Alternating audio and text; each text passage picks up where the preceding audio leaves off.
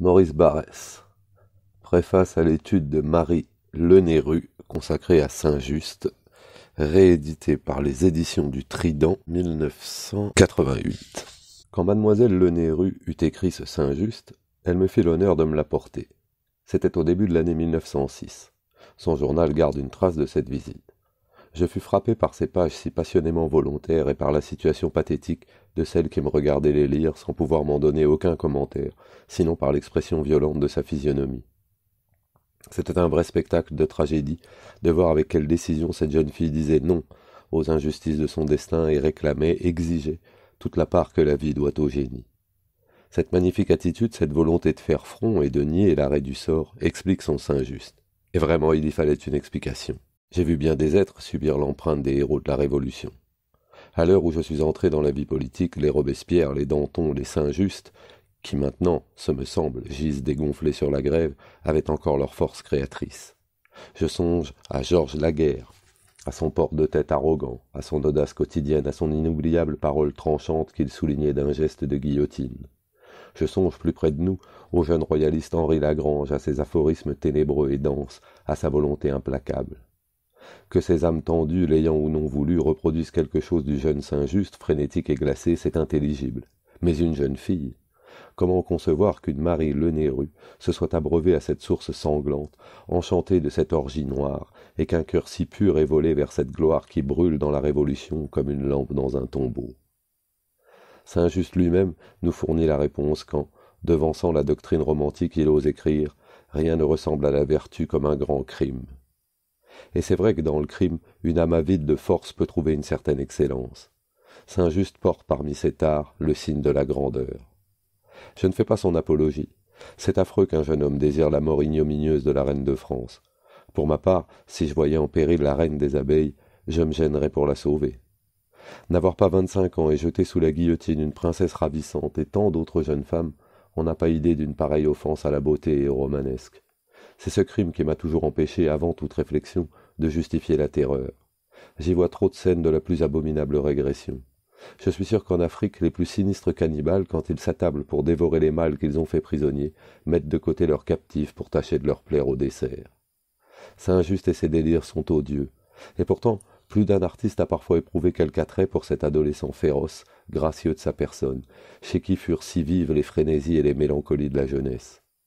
Je possède un exemplaire de ses œuvres qui appartenait à Talleyrand, et j'y suis allé bien souvent respirer les premiers souffles arides du romantisme, en même temps que le simoun des révolutions. On peut remémorer de son œuvre insensée de nombreux apophthegmes, laconiques et denses, d'une emphase noire et tout ensanglantée, qui produisent un grand effet théâtral. J'aime quand il parle des factions qui, nées avec la Révolution, l'ont suivi dans son cours comme les reptiles suivent le cours des torrents. J'aime son mot à Robespierre. « Calme-toi, Maximilien, l'Empire est au phlegmatique. » Et ses ultima verba du 9 Thermidor, « Les méchants m'ont flétri le cœur. » Et que dites-vous de cette espèce de traîne funéraire qu'il prononça sur lui-même? Je méprise la poussière qui me compose et qui vous parle. On pourra la persécuter et la faire mourir, mais je défie qu'on m'arrache cette vie indépendante que je me suis donnée dans les siècles et dans les cieux. Une telle exaltation est bien propre, n'est-ce pas, à retenir une jeune fille née avec une grande âme que le malheur tente d'accabler. Marie Lenérue ne peut ni parler ni entendre. N'importe, elle jure qu'elle ne passera pas sans écho. Elle va s'employer à réviser et à réformer la pensée de ses contemporains, et c'est elle, la prisonnière du silence, qui par son verbe libérera ceux qui la croient condamnée. Elle veut conquérir une audience universelle et défie qu'on lui arrache cette vie indépendante que par son art elle va se donner dans les siècles et dans les cieux. Saint-Just, c'est le roman de Marie Lenérue.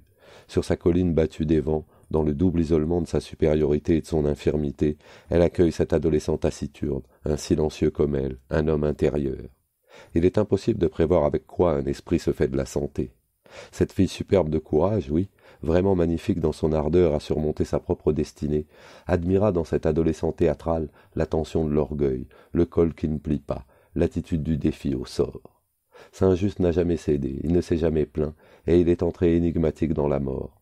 Je me rends bien compte que sa biographie put agir comme un tonifiant sur cette fille vaillante et malheureuse.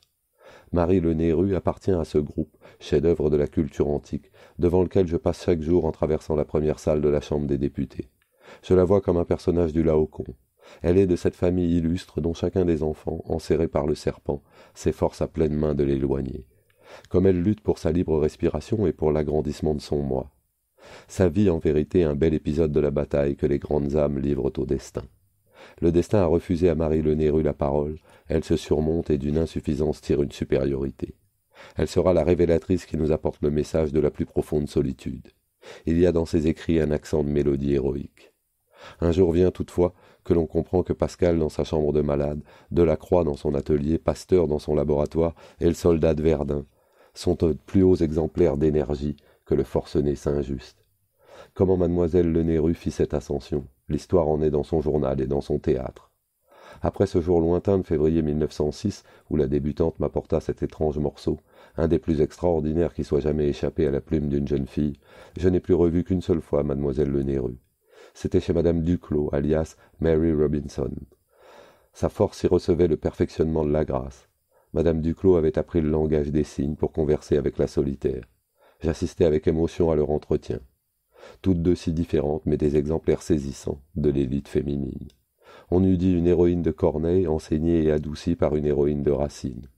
Dès lors, mademoiselle Le Nérus avait, sans aucun doute, mis au point ses jugements sur Saint-Just, mais nous avons raison de conserver et de publier tels quels les sentiments de sa 20e année, car il y a dans ces pages désordonnées, où elle versa pêle-mêle pour elle seule ses pensées, ses rêveries et ses lectures, une audace d'inquiétude qu'aucune autre de ses œuvres par la suite n'a aussi largement déployée.